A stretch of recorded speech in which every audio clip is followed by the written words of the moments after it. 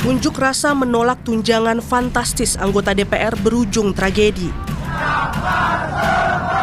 Kematian Afan Kurniawan seharusnya bukan jawaban bagaimana menjawab suara dan tuntutan rakyat. Sehari pasca pemakaman almarhum Afan, Ketua DPR Puan Maharani mengunjungi rumah duka di Jalan Blora, Jakarta Pusat. Puan kembali minta maaf atas kinerja DPR dan berjanji akan lebih baik mendengar aspirasi rakyat.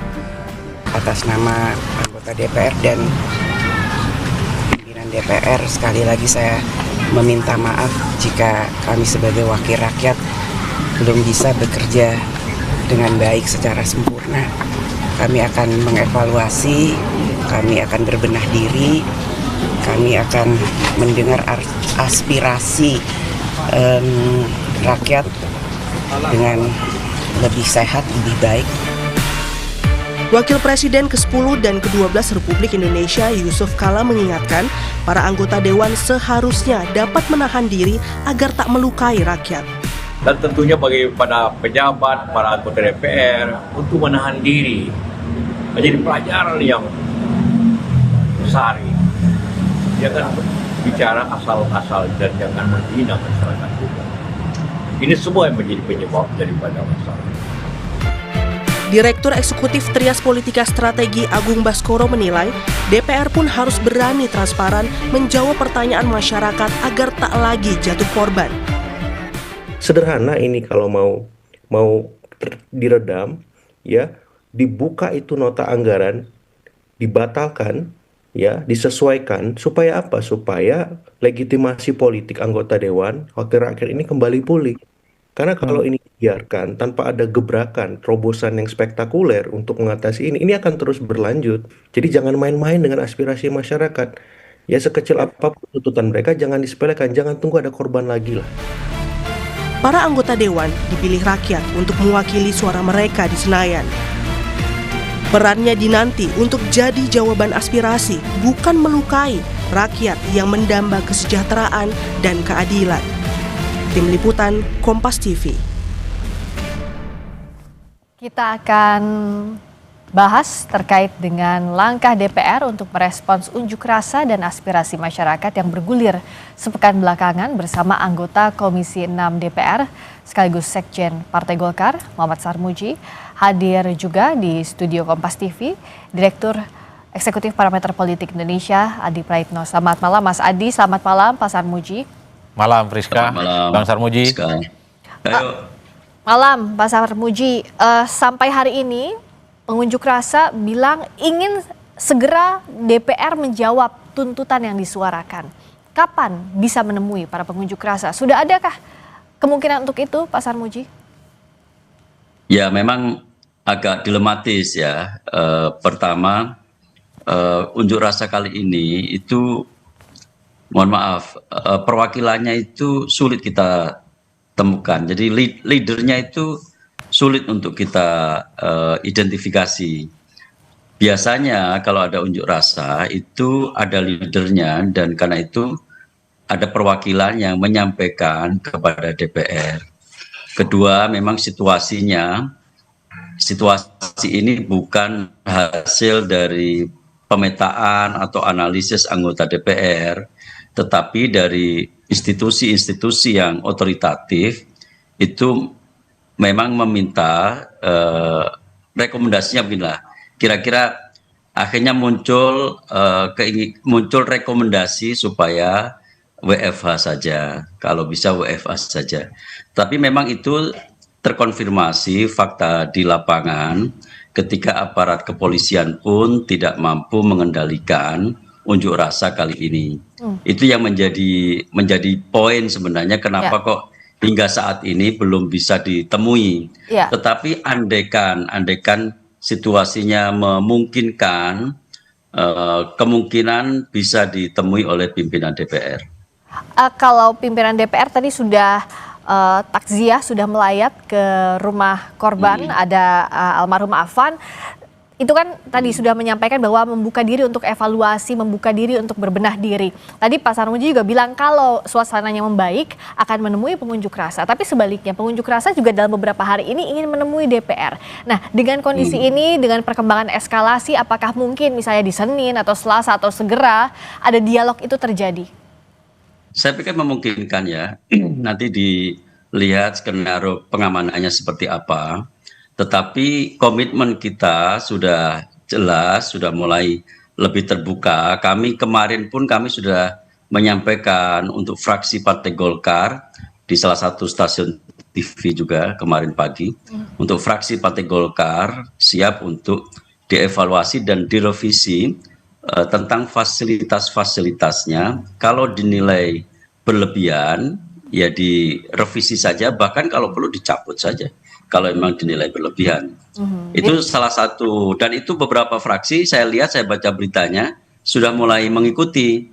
Kalau ini menjadi kesepahaman kita semua, mungkin transparansi itu akan lebih, akan memungkinkan terjadi. Ya, artinya kalau fraksi Golkar, salah satu poin yang dituju adalah soal tunjangan siap untuk direvisi, siap untuk ditinjau ulang, begitu ya Pak Sarmuji ya? Iya, dan andekan pun misalkan, dari hasil evaluasi, hasil review itu, ada yang harus kembalikan, fraksi Partai Golkar saya pikir tidak keberatan. Baik, kita akan lihat juga bagaimana situasi terkini saat ini, unjuk rasa di depan Makobrimob di Kuitang, Jakarta Pusat. Kita lihat sama-sama perkembangannya. Unjuk rasa sudah berlangsung lewat dari pukul 18, saat ini bahkan sudah memasuki pukul 18 lewat 58 menit waktu Indonesia Barat. Lampu jalan dimatikan saat ini untuk menghindari hal-hal yang tidak diinginkan. Dan juga kita sama-sama berharap bahwa akhir dari unjuk rasa di hari ini bisa lebih baik dari hari-hari sebelumnya. Ya, saya ke Mas Adi. Mas Adi, dengan situasi seperti ini apa yang harus dilakukan? Apakah memang dialog itulah yang ditunggu, salah satu jalannya untuk mencairkan situasi? Ya, bagi saya tidak ada opsi lain selain memang mendengarkan aspirasi yang disampaikan oleh para demonstran. Jadi satu persatu setiap tuntutan yang diminta yang disampaikan, misalnya soal bagaimana revisi terkait dengan undang-undang perampasan aset, itu kan juga harus jawab. Kan itu kan salah satu tuntutan yang mereka sampaikan. Ya, RUU perampasan aset yang tidak pernah dibahas sampai sekarang. Yang tidak pernah dibahas, itu kan juga menjadi pertanyaan yang cukup serius kan sejak lama. Yang kedua tentu terkait dengan tunjangan-tunjangan yang dinilai cukup melukai perasaan rakyat secara umum.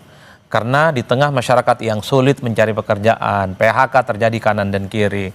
Tapi kemudian muncul informasi tunjangan yang ada di politisi Senayan itu kan berlipat ganda dan naik secara signifikan.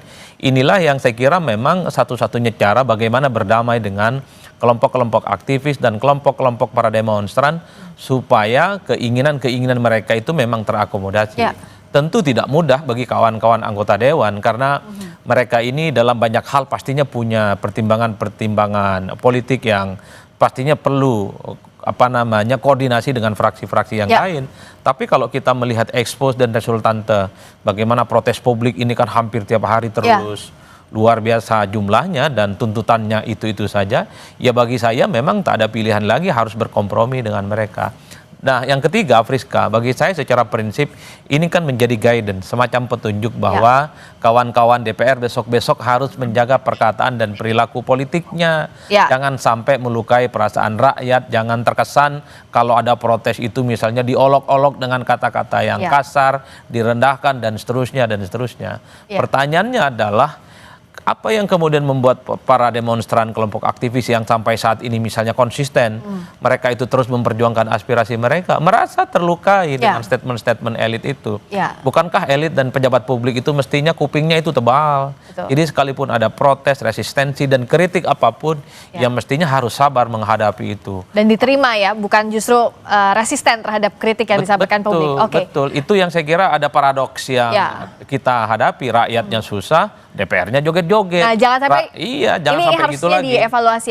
Kita apakah ini mungkin dilakukan evaluasi menyeluruh ya, tidak hanya soal tunjangan tadi, soal RUU perampasan aset yang dianggap mandek, Pak Sarmuji, mungkinkah ini jadi jalan untuk membahas itu semua sesaat lagi di Sapa Indonesia Malam.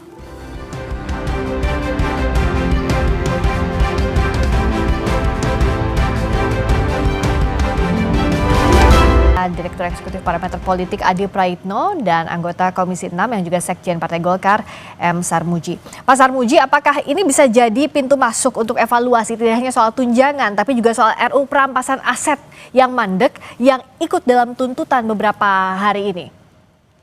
Ya, saya pikir ini secara menyeluruh ini momentum untuk melakukan refleksi ya. Merefleksikan apa yang sebenarnya menjadi keinginan rakyat di DPR.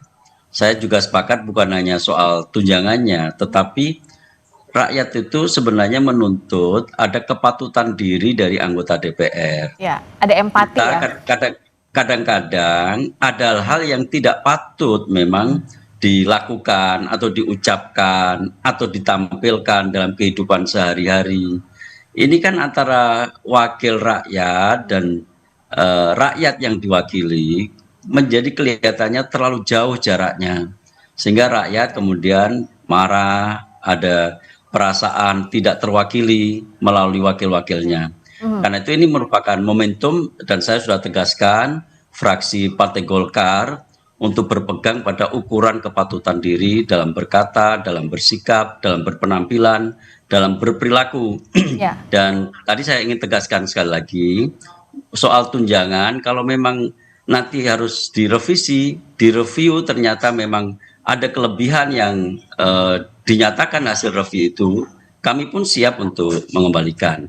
Yang kedua, tentang soal kinerja, saya pikir kinerja secara umum itu harus diperbaiki, ya nanti akan kita cari cara bagaimana kinerjanya itu diperbaiki. Apa yang urgen harus kita tetapkan. Ya, harus dikerjakan. Yang salah satunya juga tadi tuntutannya RUU perampasan aset, kalau tunjangan sudah dijawab, termasuk kepatutan diri. Mas Adiso, dalam waktu singkat ini, apa yang harus dilakukan dalam waktu cepat segera agar eskalasinya semakin kondusif? Ya harus ada garansi, semacam jaminan bahwa apa yang dituntut dan disampaikan oleh kawan-kawan aktivis, kemudian kawan-kawan demonstran itu diimplementasikan, bukan hanya didengarkan dan bukan hanya ditampung. Karena selama ini kan kita sering mendengarkan bagaimana pejabat-pejabat publik, elit-elit termasuk anggota dewan, kalau ada demo, ada protes, nanti kita tampung, nanti kita akan suarakan. Saat ini publik itu ingin tahu kapan ini digaransi bahwa ini menjadi sebuah kebijakan, bukan hanya sebatas omongan-omongan yang tidak bisa diukur dan tidak bisa diwujudkan. Karena ini adalah anti klimak bagi saya ketika begitu banyak aspirasi dari rakyat selama ini, begitu banyak kebijakan-kebijakan yang dinilai tidak pro rakyat, katanya mau disampaikan, katanya mau diserap aspirasinya. Tapi kalau tidak berupa kebijakan saya kira jangan salahkan kalau di kemudian hari akan begitu banyak protes-protes yang serupa. Jadi bagi saya kuncinya sederhana, wujudkan aja keinginan kawan-kawan para aktivis dan kelompok demonstran. Wujudkan, jangan cuma normatif aja, diterima, dirangkul saja. Memang di situ sederhananya. Kalau ini ingin kita jawab singkat, tapi sekali lagi seringkali kan kawan-kawan DPR ini kan punya argumen masing-masing, yang saya kira memang dalam banyak hal argumen mereka dalam banyak hal selalu bertabrakan dan berbeda dengan kelompok masyarakat secara umum. Tapi yang jelas bagi saya demo itu adalah efek karena kondisi saat ini bagi mereka sedang tidak oke-oke saja. Nah, harus segera ditangani agar situasi kembali baik. Terima kasih Mas Adi, terima kasih juga Pak Sarmuji. Realnya langkah nyatanya ditunggu oleh masyarakat. Berikutnya saudara, kita